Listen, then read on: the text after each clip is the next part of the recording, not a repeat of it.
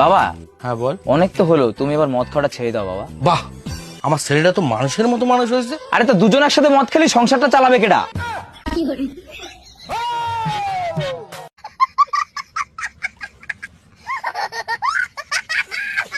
আরে কি গো, তোমার রান্না বান্না হয়নি এখনো? রান্না বান্নার কথা ছাড়ো, তুমি তো বিয়ের আগে আমারে বলোনি যে রানী নামে তোমার একটা বউ আছে। কেন? আমি তো তোমার বিয়ের আগেই বলছি আমি তোমার রানীর মতো করে রাখবো।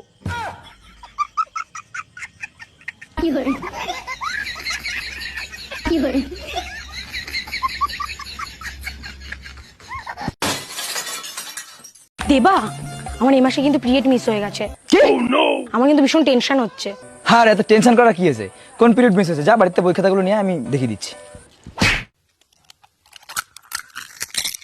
এবার বুঝিস তো?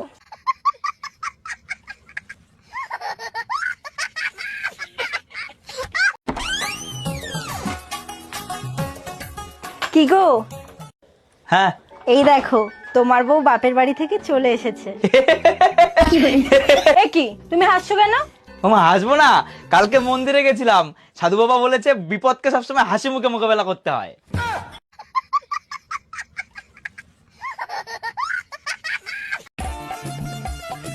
ও মা, মা হ্যাঁ, বলছি আমি বিয়ে করেছি, এইটা তোমার বৌমা।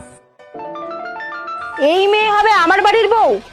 কি আছে এই মেয়ের মধ্যে? ওর মধ্যে তোমার নাতি আছে।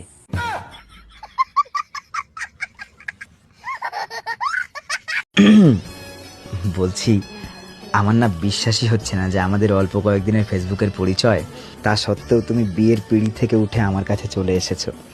মানে সত্যিই আমি বিশ্বাস করতে পারছি না, মানে কি বলবো। আরে কি হলো, তুমি কি লজ্জা পাচ্ছ?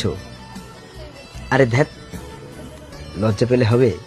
কিছু তো বলো। কি বলবো?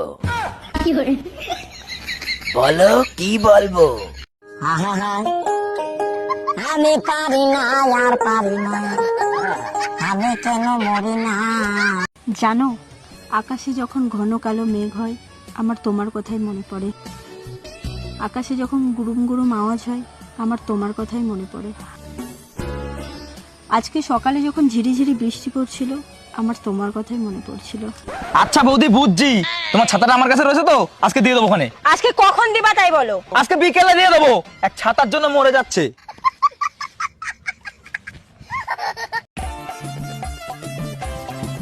এই বলছি, একটা কথা ছিল। হ্যাঁ বলো। যে আমার মাথাটা কি খুব বড়? না না, ঠিক আছে।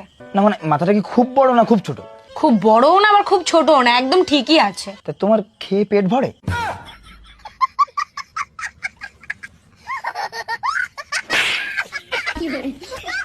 না জিজ্ঞেস করলাম পেট ভরে কিনা। নাও তরকারিটা নাড়ো।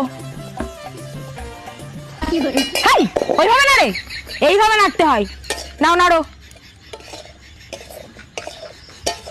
এই তো বেগুন ভাজাটা হয়ে গেছে, বেগুন ভাজাটা ঢালো। কোথায় ঢালবো? তোমার মাথায় ঢালো। তাহলে আমি কি করব? তুইও আটাটা মাথায় মাখ। এদি হয়নি, আরো মাখবো? হয়েছে এবার? কি রে বল। আমারটা হয়নি, ঢালা হয়নি।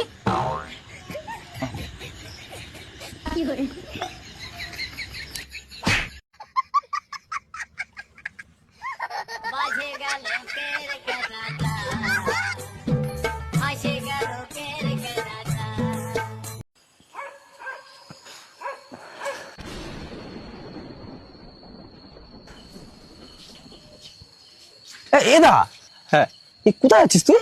এই বাগানের দিক যাচ্ছি বুঝলি। কেন? এই জীবন আর রাখবো না বুঝলি তো, তাই সারা গাছের দিকেই যাচ্ছি, এই জীবন দিয়ে দেবো। তুই হেরিকেন নিয়ে কোথায় যাচ্ছিস? আর বলিস নে ভাই, বর্ষাকাল তো, কোথায় সাপ পোকামাকড় আছে তা তো জানি না। আমার আবার অন্ধকারে বড্ড ভয় লাগে বুঝলি কিনা।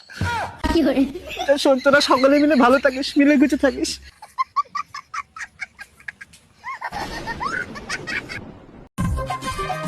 আচ্ছা শোনো না, হ্যাঁ, ভাবছি চুলটা কাটবো, তা কেটে ফেলো। কিন্তু তোমার তো আবার বড় চুল পছন্দ। তাহলে কেটো না। কিন্তু বড় চুলে না আমার ভীষণ সমস্যা হয় কাজ করতে। তাহলে কেটে ফেলো। কিন্তু ঝুম্পা বৌদি বলছিল আমাকে ছোট চুলে খুব সুন্দর লাগে। তাহলে কেটো না। কিন্তু বড় চুল তো আগের ফ্যাশন, এখনো তো আমার ইচ্ছা করে যে ফ্যাশন করতে না। তাহলে কেটে ফেলো। কিন্তু বড় চুল না আমার ঠিক পছন্দ না। তাহলে কেটো না। তাহলে কেটে ফেলো। কি হলো তোমার, কি হয়েছে? তাহলে কেটে ফেলো। তোমার কি অসুস্থ লাগছে তোমার? তাহলে কেটো না। কি হলো তোমার? তাহলে কেটো না। বলো, কিছু তো বলো। এই কি বলছো? আমি কি জিজ্ঞেস করছি, তুমি কি বলছো? তাহলে কেটো না। তাহলে কেটে ফেলো। তাহলে কেটো না। তাহলে কেটে ফেলো। ভাই আজকে শিবুদার প্রতি স্নান করা দেখবো, কথা বলবি না কিন্তু, একদম চুপচাপ থাকবি, ঠিক আছে? ই ভাই, শিবুদার